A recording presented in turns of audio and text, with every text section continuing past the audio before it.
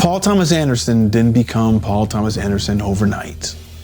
He came out of that early 1990s indie film explosion, the moment that the Dream Factory got shaken up, and suddenly Hollywood was making personal films again. It felt like a mini resurgence of the idiosyncratic films from the 1970s. Dozens of auteur filmmakers popped up on the cinematic landscape and changed cinema forever. Paul Thomas Anderson emerged battle-tested by his prodigious peers with his unique body of work, distinct in its execution and tremendous in the themes of human nature that he explores, namely obsession. Any cursory interview with PTA will result in a list of films that inspired the visionary filmmaker. Films that taught him tension, camera movement, character chaos, and the weird human behavior you see all over his work, from There Will Be Blood and Boogie Nights to Phantom Thread and One Battle After Another. A favor before we dive in, give us a thumbs up to help with the algorithm. First up is John Sturges' Bad Day at Black Rock. It's often labeled a Western noir, but that undersells it. This is a cinematic pressure cooker where the wide cinemascope frame itself becomes a weapon. In 1955, Sturges drops Spencer Tracy, a World War II veteran with one arm, into a barren desert town where he pokes and prods to uncover a nasty secret that everyone is desperate to keep buried. The camera creeps and crawls along empty streets, lingers in the silences, and uses the vast landscape to shrink its characters into insignificance. Bad Day at Black Rock was among the first Hollywood films to confront anti-Japanese racism in the post-war era, and Sturges smuggled in a scathing social critique into what looks on paper like a studio genre picture. His minimalistic style becomes the drama itself, proving that tension comes as much from stillness as from action. P.T. Anderson once said he learned everything about directing from Sturges' commentary on the Bad Day at Black Rock Criterion Laserdisc, a testament to how a simple thriller can become a masterclass in craft. Now, I have that commentary track, so if enough people comment that they're interested in hearing it, I'll post it on this channel. And while this film is about bigotry and violence, it's also about something more. How style, restraint, and composition can cut deeper than exposition ever could. Max Ophüls' The Earrings of Madame De from 1953 is one of cinema's most elegant heartbreaks. It's a film where a pair of earrings becomes the mirror of a woman's soul. Madame De, played by the arresting and scintillating Danielle Darrieux, sells her earrings to quietly pay off debts. But the jewels circle back into her life, gifted, regifted, and passed along until they return as symbols of love, betrayal, and tragedy. What begins as a drawing room comedy drifts into devastating melodrama. Ophüls' genius lies in movement, gliding tracking shots, sweeping camera choreography, mirrored spaces that reflect emotional entanglements. His style makes the film feel like a waltz, graceful on the surface, but spiraling toward despair. Anderson has singled out Ophüls as a master of form, name-checking The Earrings of Madame De as an example of how camera movement can reveal emotion with more power than dialogue, as evidenced by the elegant, restless camera work of Boogie Nights and Phantom Thread. The Earrings of Madame De shows that cinema's poetry can live in a camera crane sweep, the fall of a gesture, or the journey of a single piece of jewelry.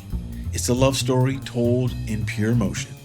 Next we have Robert Altman's Nashville, a unique and distinctive film that captures America through song, satire, and chaos. Altman deftly weaves together an astonishing 24 characters over 5 days in the country music capital. The lives of singers, politicians, and drifters intersect at concerts, bars, and campaign rallies, and it all culminates in a shocking act of violence. It's not one story, but many, colliding in a portrait of a nation on the edge. Borrowing from Orson Welles, Altman took overlapping dialogue and ensemble storytelling to new heights and created a film that feels alive, unpredictable, and messy, a lot like America itself. Released in the shadow of Watergate and Vietnam, Nashville becomes both satire and elegy, a mirror for the country's fractured identity. What Altman showed us was that cinema could hold contradictions, comedy, tragedy, and politics, all in the same frame. Nashville doesn't tell us what America is. It lets us watch America perform itself, loud, dissident, and unforgettable. While he was a critic at Cahiers du Cinéma, Francois Truffaut fell in love with American crime films, so it makes sense that he would make one, but with his sensibilities. The result is Shoot the Piano Player, a playful collision of noir fatalism and new wave freedom. The story follows Charlie, a shy pianist hiding a tragic past, and when his brothers pull him back into the underworld, his life tilts between comedy, romance, and violence. He dreams of Lena, the woman he's in love with, but fate has alternative plans. Truffaut directs this gem with restless energy. There's jump cuts, sudden shifts in tone, abrupt bursts of humor in the middle of tragedy. It's a film that refuses to sit still. The film wears its influences, American pulp, film noir, but filters them through the inimitable irreverence of the French New Wave, of which Truffaut was a founding father. Though not a commercial success, it became a landmark in showing how genre could be fractured and then remade into something startlingly modern. If you look at a movie like Magnolia, which finds power in tonal shifts and the sense that anything can happen at any moment, you can see the debt PTA owes Truffaut and Shoot the Piano Player.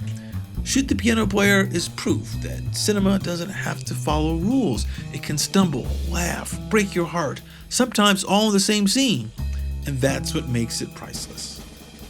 A filmmaker's top 10 list wouldn't be complete without a Kurosawa.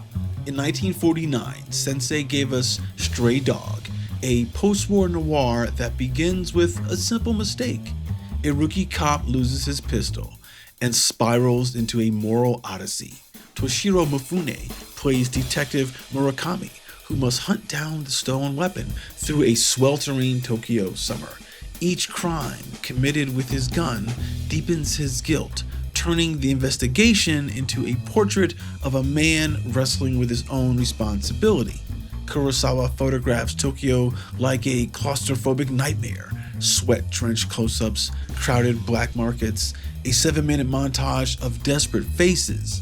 It's part detective story, part social document, exposing a Japan still scarred by the war and poverty, still struggling to find itself after the atomic bomb. The film mixes American noir style with Japanese humanism. Now, what makes this film a touchstone work is how Kurosawa is able to marry genre with profound human drama. The plot's pulpy tension expands beyond a mere missing gun. It explores the thin line between law enforcer and lawbreaker. Stray Dog reminds us that crime films can be more than dime store thrill rides. They can be windows into a wounded society, be mirrors for the people trying to hold it together. Repo Man by Alex Cox looks like a scrappy punk comedy, but underneath the chaos is one of the sharpest satires of 1980s America.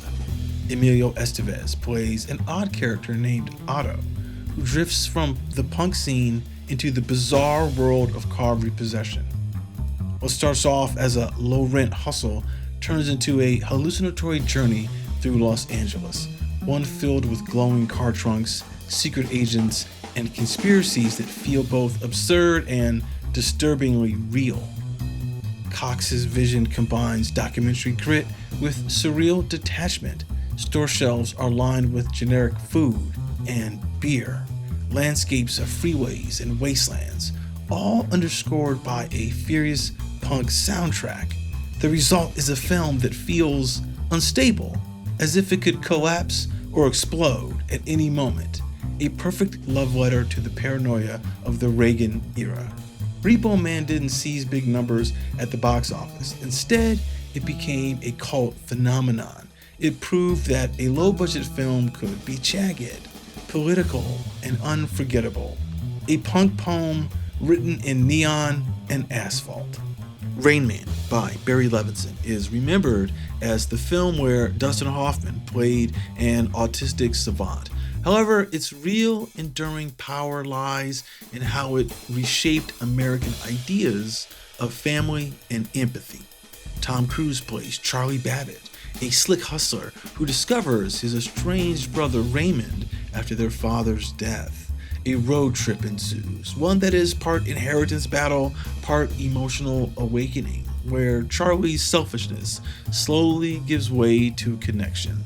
The film unfolds with quiet rhythms, long drives, awkward silences, small moments of routine. Now, Levinson skillfully avoids melodrama by letting Hoffman's crafted performance carry weight. Hans Zimmer's minimalist score threads through the journey, giving it a pulse that is both fragile and human. Now, Rain Man dominated the Oscars that year, yet its real win was bringing mainstream cultural awareness to autism, for better and for worse. It sparked a conversation about representation, while also rectifying stereotypes in the public imagination. In the end, the film isn't about genius or card counting. It's about two brothers learning to see each other. Jonathan Demme's The Silence of the Lambs is often called a thriller, but at its heart, it's a study of fear, power, and the gaze.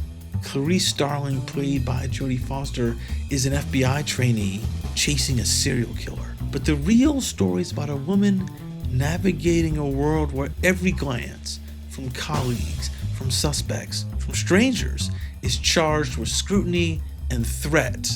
Demme frames his actors in direct, unflinching close-ups, so when characters look at Clarice, they're also looking straight at us. That subjective camera pulls the audience into her vulnerability, but also her resolve.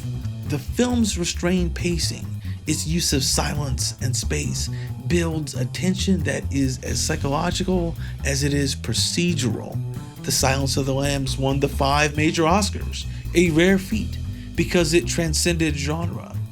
Now, you'd have to go back to The Exorcist for the last time a horror thriller was nominated for Best Picture and Best Director. Demme and company showed that a thriller could be both viscerally suspenseful and thematically profound, to be about gender, power, and the cost of seeing too much. Now, what makes Silence of the Lambs linger is it's a story of how courage emerges when you are most exposed. The last film is David Mamet's House of Games, a con movie that turns its tricks on the audience as much as it does the characters. Lindsay Krause plays Margaret Ford, a psychiatrist drawn into the world of gamblers and hustlers. She meets Mike, a smooth-talking con man, and follows him through a maze of scams, lies, and betrayals. That is, until she discovers the biggest game is the one played on her. Mamet's clip dialogue, with its repetitions and strange cadences, makes every exchange feel rehearsed, like a script within a script. The camera keeps a cool distance, emphasizing the mechanics of deception rather than the glamour of it. This wasn't a flashy hit, but it established Mamet as a director with the same precision that he brought to his plays. If House of Games was merely about gambling and tricks, it wouldn't stick in your mind. It lingers in that part of your brain where you try to solve puzzles because it's about manipulation, about the way language itself can be a con, and the danger of believing you're too smart to be fooled. So there you have it. Thanks for watching. Don't forget to hit like, comment, and subscribe. And as always, have a great day.